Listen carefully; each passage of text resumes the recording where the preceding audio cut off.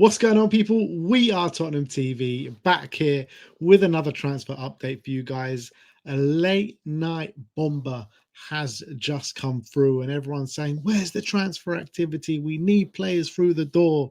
And it looks as though Spurs are working in the darkness, working in the shadows, and trying to pull the wool over our eyes as well, because we heard last week that Thomas Frank has been so impressed with Wilson Odobert, Spurs will not look to replace Son Heung-min.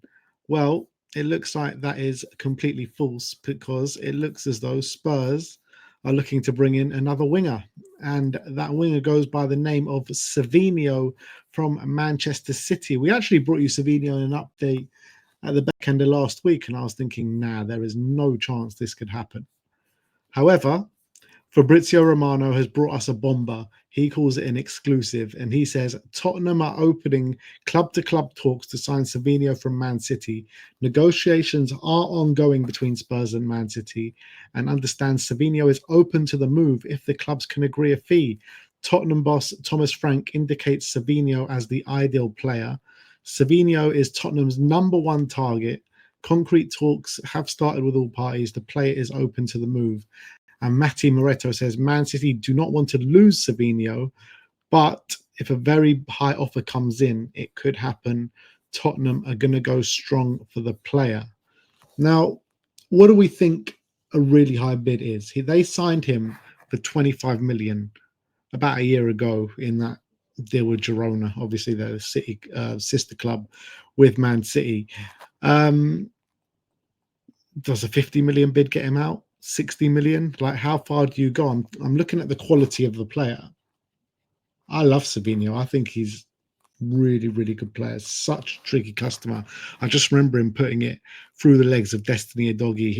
He can terrorize defenses when he's in the mood. He is 21 years of age, so still learning his trade and still kind of developing into a top winger.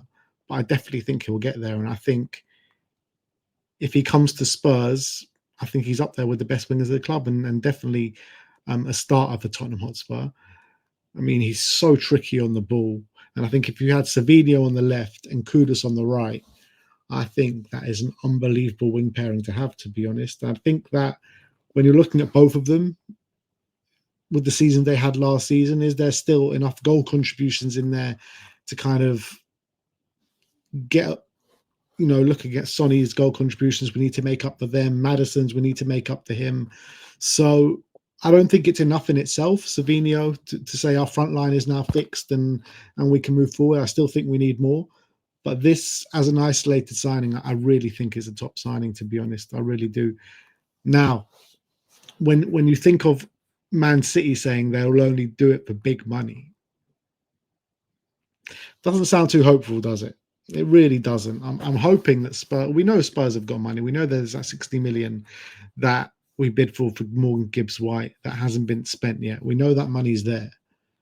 Is there more money on top of that? There's got to be, because we just need a number 10 as well. There's no chance we can go into that season without a number 10. So you just got to believe that we can bring in a Savinho plus someone like an Eze or someone like a natural 10 to come in and fill the void of Maddison and Kulusevski. But let us know your thoughts on Savinho in the comment section below. Do you want to see him at Spurs? Do you think he is a player of the required quality? Because I definitely think he is. I think he's out of the top drawer. And when you think of why, because the question's got to be asked, like, why are Man City open to selling him at this moment in time? Well, they've got Oscar Bob, who's just come back from his ACL, and they expect massive things from him. I mean, that last season was really supposed to be his breakthrough season, and then in the first game or first 2 games, he got that massive injury that left him out for the season. He's back, and he's going to be playing a lot of football. They've just signed Ryan Cherky as well, who can play in that position. And I'm looking at like the positions he's taken up. Well, first of all, let's just stick on that topic, because with Cherky there and with Oscar Bob there, does Savinho still get minutes? I think he does. But does he want to go to a club now? Not now, he's still 21, he's still young. But does he want to go to a club where he's going to start week in, week out? And does he think that's going to aid his development even more? Does he feel that there's too much competition for places? at Manchester City. Is that why he's open to a move? That's the only really thing I can think of.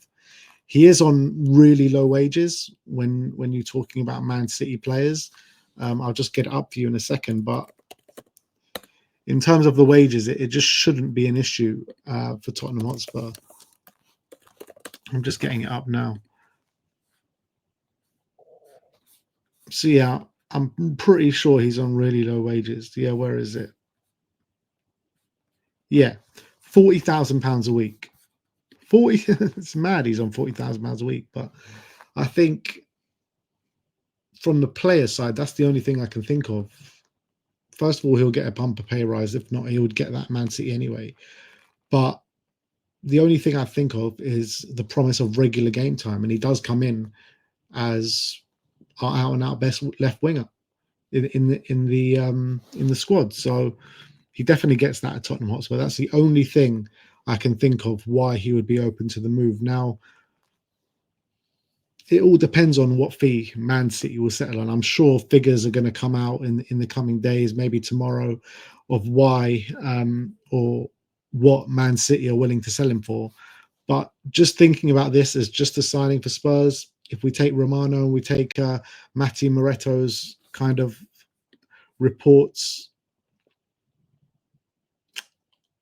you just look at what it'll bring you. Like, it is very exciting to think about having Savinho and Kudus on the wings, but you just need a number 10 there to gel it all together as well. It can't be just Savinho. It's got to be with a number 10. Like, can you imagine if we end up this window with Savinho and Eze? Now, I think with those two signings, I still think in an ideal world, I want another striker to replace Richarlison. You want some more cover at left back.